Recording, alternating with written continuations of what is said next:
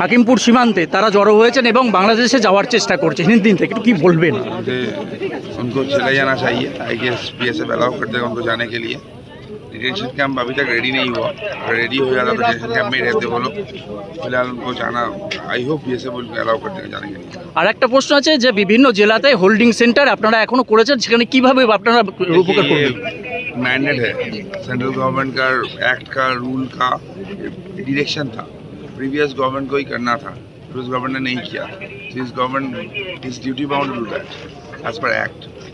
आपका नाम और कॉन्स्टिट्यूशनल तिवारी, পেট্রোল ডিজেলের দাম বৃদ্ধি পাচ্ছে। পেট্রোল ডিজেলের দাম মুখ্যমন্ত্রী কমায় বেশি করে নেয়। অরবিন্দ কেজরিওয়াল তিনি বলছেন ভারত সরকার কিনছে না, রাশিয়া ইরান তারা অল্প দামে পেট্রোল ডিজেল বিক্রি করতে রাজি আছে। ওই জন্য কেজরিওয়াল বাইরে চলে ক্যামেরা তুলে দাও। তৃণমূল বিধায়করাও তো এখানে আসছেন, ভালো তো, সবাইকে আসা উচিত। এটা মুখ্যমন্ত্রী মিটিং, এটা দলের মিটিং না, মুখ্যমন্ত্রী মিটিং এ সবাইকে আসা উচিত। যারা এসেছেন খুব ভালো কাজ করেছে। আমরা গণতন্ত্র মেনে চলবো, তাই আমরা 5 বছরের জন্য নয় 50 বছরের জন্য সার্বিকভাবে। শুধু শেষ প্রশ্ন, সেটা যে প্রশান্ত বর্মনকে এতদিন ধরে দেখা যাচ্ছিল অ্যাক্সিডেন্ট ক্রিমিনাল, আজকে অ্যাক্সিডেন্ট ক্রিমিনাল গ্রেফতার হয়েছে। ক্রিমিনালকে কিভাবে ট্রিটমেন্ট করতে হয় বাংলার পুলিশ জানে। বাংলার পুলিশ তারা জানে যে কিভাবে কাজ করতে। এতদিনে তারা জানতেন, তারা একটা চাপের মধ্যে ছিলেন, করতে পারছিলেন না, এবার থেকে করবেন। যোগা দিবস আয়ুষ ডিপার্টমেন্ট, যা পশ্চিমবঙ্গ সরকারের হেলথ ডিপার্টমেন্টের অন্তর্গত, এবং স্পোর্টস ডিপার্টমেন্ট মিলে করবে। পুলিশ থেকে, স্কুল থেকে, এনসিসি থেকে, নানা এনজিও অর্গানাইজেশন উৎসবের মতো পৃথিবীর 200টা দেশ ভারতের যোগা দিবসকে গ্রহণ করেছে। আমরা বিচ্ছিন্ন ছিলাম, আমরা এবারে যুক্ত হলাম। উৎসবের মতো হবে, আয়ুষ ডিপার্টমেন্টের প্রোটোকল মেনে যেখানে যেখানে পাবলিক হবে তার আগে 2 দিন রিহার্সাল বা তাদের যা প্রোটোকল আছে, প্রোটোকল ভেঙে হঠাৎ করে যোগা পালন করতে কেউ যাবেন না, ছবি তোলার জন্য যাবেন। এই প্রোটোকল মেনে তারা করবে। আজকে একটা নীতিগত সিদ্ধান্ত নিয়েছি, ক্যাবিনেটে এটা অনুমোদনের জন্য আমি রাখবো। আয়ুষ দপ্তরকে আমরা হেলথ থেকে আলাদা করব, আমরা আয়ুষ মিনিস্ট্রি আলাদা করব, এবং আয়ুষের ক্ষেত্রে আমরা একজন ভালো কনফিডেন্ট অফিসারকে দায়িত্ব দেব করে আয়ুষের যে অপরচুনিটি রয়েছে গোটা দেশে, সেই অপরচুনিটিকে আমরা কাজে লাগাবো। আজকের সমন্বয় মিটিংয়ে প্রথম হচ্ছে কোঅর্ডিনেশনের কথা বলা হয়েছে, দ্বিতীয় বলা হয়েছে হেলথ সেক্টরকে প্রায়োরিটি দিতে, তৃতীয় বলা হয়েছে প্রি মনসুনের কাজকে প্রায়োরিটি দিতে, 4 বলা হয়েছে স্বাস্থ্যসাথীকে আয়ুষ্মান ভারতে কনভার্ট করা এবং লক্ষ্মীর ভাণ্ডারকে অন্নপূর্ণা যোজনায় কনভার্ট করার কাজ শুরু করা। আগামীকাল বিকেলে নবান্ন থেকে আমি এবং সংশ্লিষ্ট দপ্তরের মাননীয় মন্ত্রী, সিএস, এফএস এবং অন্য আধিকারিকদের উপস্থিতিতে অগ্নিমিত্রা পাল এবং আমি একটি ফর্ম পাবলিশ করব। যেই ফর্ম অন্নপূর্ণা যোজনায় ফিল আপ করতে হবে, এবং আমরা কালকেই বিস্তারিত বলবো। কারণ এনরোলমেন্ট যখন যত তাড়াতাড়ি করবেন তত বেনিফিট আমরা দিতে পারি।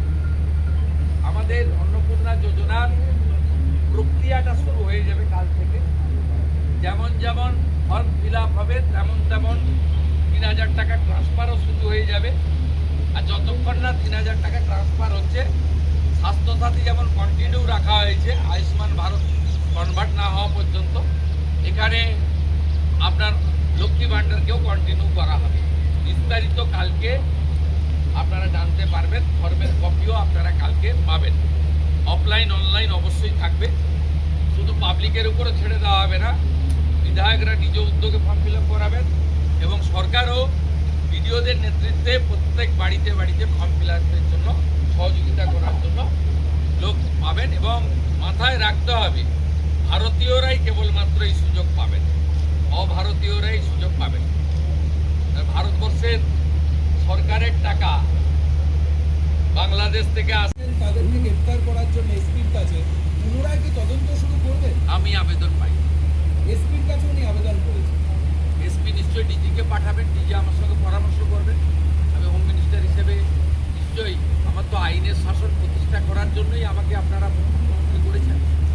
তা আইনের শাসনে তামান্নাও আইনের শাসন পাবেন। আমরা তো বলেছি শাসকের আইন চলবে না, আইনের শাসন চলবে। আমরা তো বলেছি স্কুল কলেজ মন্দিরের 1 কিলোমিটারের মধ্যে মদের দোকান লাইসেন্স দেওয়া যাবে না।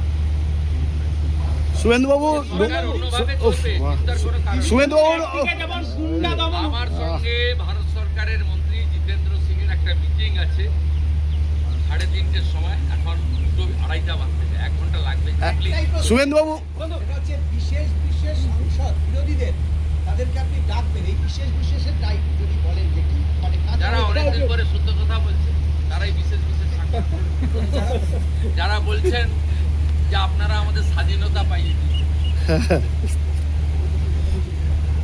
যারা বলছেন যে এর কোনো ভবিষ্যৎ নেই, ফলতাতে যে চতুর্থ হয়েছে সে আর এক তো দূরের কথা দুয়েই আসতে পারবে না।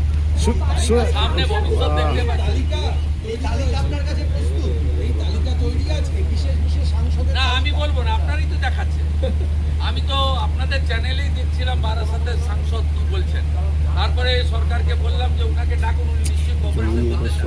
উনি আজকে বক্তৃতা করলেন, কোঅপারেশন করলেন, যাওয়ার সময় হ্যান্ডশেক করলেন, বলে এই প্রথমবার একটা ভালো মিটিং হলো। আমি এর আগে অনেক মিটিংয়ে যোগদান করেছি, বলতেই দেয় না। पे जमा हो रहे हैं, वो बॉर्डर क्रॉस करना चाह रहे हैं। क्या ये जो ऑर्डर आपने किया था, स्टेट गवर्नमेंट ने किया था, होल्डिंग सेंटर हर एक डिस्ट्रिक्ट में होना चाहिए, उसके बाद डर के मारे जो है, लोग बॉर्डर क्रॉस करना चाह रहे हैं बॉर्डर पे। फॉरेनर्स एक्ट है, तो नया कानून नहीं है जी, और ये लोग चला जाना चाहिए। और उनका बांग्लादेशी जो नागरिक है उनका लेने का जिम्मेदार तो है उनका। तो जब हम लोग यहाँ से बोल रहा था तो अब वहाँ से उनका जो स्पोक्स पर्सन है, मैं देखा था सोशल मीडिया में, अब यूट्यूब में आया, तो उन्होंने बताया जो बांग्लादेशी है वो तो हम लोग ले लेंगे। तो ये सब बांग्लादेशी है तो ले लेना चाहिए, लेकिन ये लोग को पुलिस को हम लोग बता दिया जेल में भेजने का जरूरत नहीं है। देश के रुपया में खाना खाएगा, कपड़ा देगा, मेडिसिन देगा, लेकिन दामाद है ये लोग। শুভেন্দু जल्दी जल्दी भागो, শুভেন্দু भागो नहीं तो जो करना है सरकार करेगा।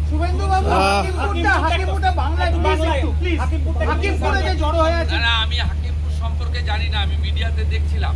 তো এটা নতুন কিছু নয়, প্রেজেন্ট অ্যাক্টই রয়েছে।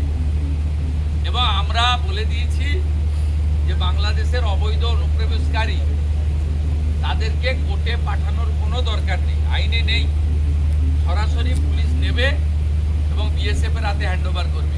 বিএসএফ এর যা ভারত সরকার বাংলাদেশ সরকারের সঙ্গে আছে এগ্রিমেন্ট, বাংলাদেশি প্রুফ করে হ্যান্ড ওভার করে দেবে। আমাদের জেলে 3 মাস 6 মাস 2 বছর রেখে আপনার চাল, আপনার ডাল, আপনার তেল, আপনার মাছ, আপনার ডিম, আপনার কাপড়, আপনার মেডিসিন ওদেরকে দেবো কেন? তো ভারতীয়দেরই ক্ষতি হচ্ছে, আমাদের রাজ্যেরই ক্ষতি হচ্ছে। সেই জন্য আইনটা এতদিন ছিল ভোট ব্যাংকের স্বার্থে কেউ বা কারা ব্যবহার করেনি। আমরা ভোট ব্যাংকের বাইরে গিয়ে দেশের স্বার্থে, রাজ্যের স্বার্থে এই আইন কার্যকর